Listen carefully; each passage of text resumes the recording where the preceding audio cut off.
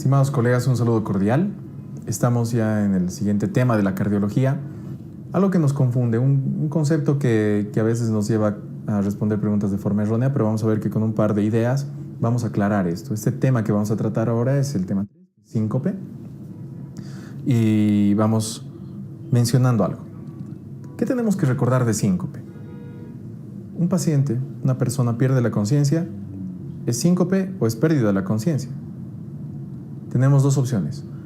Cuando hay hipoperfusión a nivel del sistema nervioso central, hipoperfusión cerebral, lo denominamos síncope. Pero si esa pérdida de la conciencia es por otra causa, qué sé yo, una hipoglicemia, un traumatismo, otro trastorno metabólico, hipoxia, ya no se denomina síncope, sino solamente es pérdida de la conciencia. Entonces recordemos, si es que no le está llegando la suficiente cantidad de flujo sanguíneo al cerebro, por X o Z motivo, o sea, hay hipoperfusión a nivel del sistema nervioso central, hipoperfusión cerebral, estamos hablando de síncope. Pero si no hay hipoperfusión cerebral y la pérdida de la conciencia es por otra causa, estamos hablando simplemente de pérdida de la conciencia. Entonces esos conceptos no tenemos que confundirlos. Diferenciamos. Les había mencionado. Puede haber una hipoglicemia, el paciente pierde la conciencia, es pérdida de la conciencia y no va a ser síncope. Lo mismo de todo tipo de trastornos metabólicos, secundario a traumas, secundario a grandes emociones, etc. Lo vamos a denominar pérdida de la conciencia, pero no síncope. Ahora, ¿qué puede llevar a que tenga el paciente esta hipoperfusión a nivel del sistema nervioso central? Obviamente, ¿quién va a bombear la sangre? El corazón. Entonces puede ser un síncope secundario a un problema en el corazón, o sea, síncope cardiogénico. ¿Quién actúa sobre el corazón? Sistema nervioso autónomo. Entonces, ¿qué vamos a tener a nivel del sistema nervioso autónomo? Podemos tener una alteración, o sea, ser un síncope reflejo o vasovagal. ¿O qué puede ser? Que nuestras arterias, nuestros vasos sanguíneos no se estén ajustando a los cambios de postura que tiene el paciente y puede existir una hipotensión ortostática o postural. Analicemos cada uno de ellos. ¿Qué pasa en el síncope cardiogénico? Estamos diciendo que va a ser el origen a nivel del corazón. O sea, hay una patología en el corazón, una alteración en el corazón, que va a producir, obviamente, que menos sangre llegue al sistema nervioso central y el paciente pierde la conciencia. En resumen, síncope cardiogénico.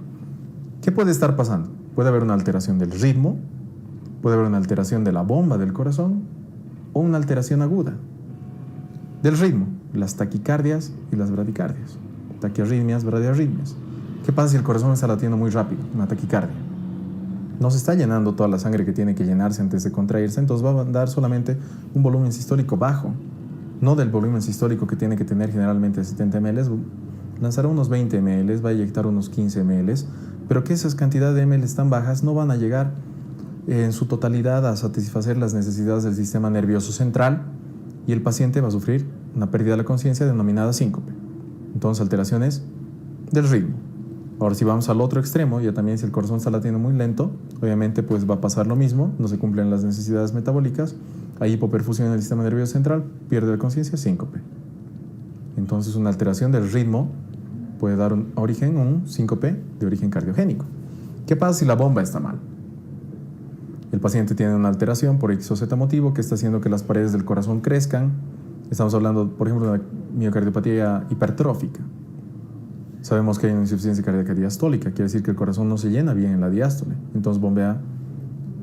Al principio va a tener una satisfacción o una eyección normal, pero con el tiempo hay alteración y va a llegar a producir una insuficiencia cardíaca sistólica también. Eso lo vamos a repasar en otro tema, hemos visto también dentro de la fisiología, ¿no? Pero ¿qué pasa?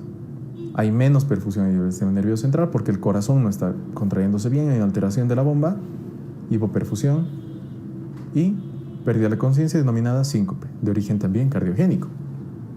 Ahora, ¿qué pasaría en el paciente si es que hay otros tipos de trastornos, unas valvulopatías, por ejemplo, que está volviendo sangre al corazón? No está llegando lo mismo. O sea, cualquier patología del corazón que produzca hipoperfusión cerebral y el paciente pierde la conciencia, síncope de origen cardiogénico.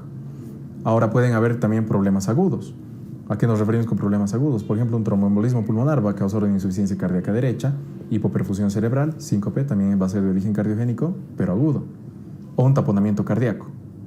La contracción que va a ejercer esa presión sobre el corazón va a causar un problema de perfusión, bueno, en este caso de eyección, hipoperfusión en el sistema nervioso central, síncope, estamos hablando de síncope de origen cardiogénico, ¿no? Entonces, en eso resumimos más que todo las principales causas de pérdida de la conciencia o síncope de origen cardiogénico. Ahora, ¿qué pasa en el síncope reflejo o vasovagal? Hay una hiperactividad de la actividad vagal o parasimpática en el corazón. ¿Qué quiere decir? Que va a disminuir el tono de los vasos, va a haber una hipotensión, va a haber una vasodilatación, en este caso estaríamos hablando, y también un efecto cardioinhibidor o bradicardizante a nivel del corazón. O sea, el corazón va a latir mucho más lento y las paredes de los vasos sanguíneos van a estar menos elongadas de lo que deben estar, con una menor tensión. Entonces hay pérdida de la conciencia. Esta hiperactividad o reflejo vasovagal que se produce, o síncope vasovagal que va a dar origen, ¿no? Se puede deber a muchas causas. ¿Qué te produce un aumento de la actividad parasimpática? Por ejemplo, la tos, la micción, el masaje del seno carotídeo, o sea, cuando tienes una camisa bastante apreta o te anudas la corbata de forma muy apreta o utilizar bufandas apretas, realizar mucho ejercicio, el estrés, estar mucho tiempo de pie, aumentan la actividad parasimpática y desencadenan en estas personas que tienen predisposición a sufrir síncope de forma refleja o vasovagal. ¿Ya? Ahora vamos, otro tipo de síncope que va a ser por hipotensión ortostática o postural. A muchos de nosotros nos ha pasado. Estamos en posición de cúbito, o sea, echados, nos levantamos de golpe y sentimos mareos. Nos queremos desvanecer. ¿Por qué se da esto? Porque cuando una persona está en decúbito, está echada, se produce vasodilatación, disminuye la tensión arterial también. Hay hipotensión de por sí. Ese estado hipotensivo, cuando una persona se va a poner de pie, los vasos sanguíneos tienen que contraerse. Tienen que contraerse para mantener esa presión y esa perfusión a nivel del sistema nervioso central de forma correcta. Ahora nos damos cuenta, cuando nos levantamos de forma muy rápida, no hay esa acción simpática para la contracción de los vasos sanguíneos, entonces las personas sentimos mareos. Pero en otras personas tarda mucho más aún esta reacción simpática de mantener la tensión dentro de los vasos sanguíneos y una correcta perfusión a nivel del sistema nervioso central y se produce una pérdida de la conciencia o síncope. ¿Ya? Eso se denomina síncope de origen hipotensivo ortostático. Una vez más repetimos, se da más que todo por la falta de actividad refleja sobre los vasos sanguíneos cuando una persona cambia de posición. Ahora, pueden existir síntomas prodrómicos, por ejemplo, sudoración, náuseas, malestar general, vómitos, que el paciente sienta antes de perder la conciencia. Y esos son síntomas prodrómicos. Si el paciente siente, o sea, son pacientes que ya tienen este tipo de, o sea, pierden la conciencia por cualquiera de las tres causas que he mencionado, llega a sentir cualquiera de las molestias prodrómicas, pero no pierde la conciencia, se denomina presíncope. Entonces, en pacientes que sufren síncope y que tienen síntomas prodrómicos, pero que en alguna ocasión no pierden la conciencia, se denomina presíncope. Ahora, obviamente para el diagnóstico tenemos que sospechar de los pacientes, ¿no? Si son pacientes que acuden a consulta y que tienen antecedentes de cardiopatía estructural, etc., entonces ya vamos a sospechar de un síncope cardiogénico. Si no tenemos ninguna referencia que nos haga orientar a cualquiera, pues tenemos que realizar exámenes. De entrada tenemos que realizar una analítica, medir la presión arterial, un electrocardiograma, para poder más o menos guiarnos a qué tipo de síncope nos estamos queriendo referir, ¿no? Ahora, si es que el paciente viene y pues sacamos un electrocardiograma normal, pues nos va a orientar más que todo a un síncope de origen vasovagal o reflejo. Y pues tendremos que realizar el diagnóstico en estos pacientes. ¿Qué vamos a realizar? Si se da por hipotensión, estamos sospechando un paciente que te dice cada vez que me levanto o cambio de postura, siento mareos y me desvanezco. Podemos sospechar de un síncope de origen, por hipotensión ortostática. ¿Cómo realizamos el diagnóstico? Pues el paciente va a estar en decúbito, le medimos la presión arterial. Luego le pedimos que se ponga de pie y medimos la presión arterial también. Va a haber un descenso de 20 milímetros de mercurio en la presión arterial sistólica y la presión arterial diastólica 10 milímetros de mercurio, o si no, la presión arterial sistólica puede estar debajo de 90 y nosotros podemos diagnosticar ya al paciente con el trastorno de síncope por reflejo o en este caso, hipotensión ortostática.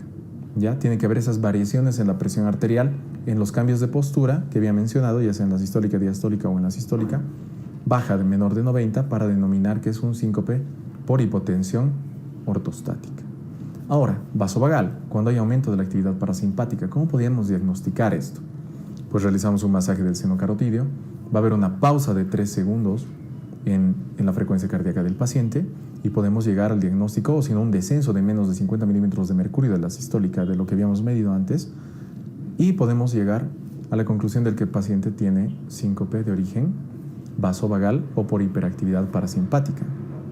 ¿Ya? Y cuando sospechamos de actividad o de un trastorno a nivel del corazón, una patología estructural del ritmo, etcétera, realizamos electrocardiogramas, podemos guiarnos con ecocardiografías, con ergometrías para poder llegar a este diagnóstico. El tratamiento tiene que ir dirigido al tipo de síncope que nos estamos refiriendo. Por ejemplo, si es que hay una patología estructural a nivel del corazón o del ritmo, pues tendremos que utilizar lo que necesitamos, ya sea farmacológico o la implantación de un marcapaso. Si es por un reflejo, un aumento de la actividad parasimpática, pues decirle al paciente que no tiene que tener cosas muy ajustadas en el cuello. Si es por la postura, pues decirle que tiene que evitar tener muchos cambios en la postura. Con esto hemos terminado el tercer tema de la cardiología y ya vamos a adentrarnos en los siguientes.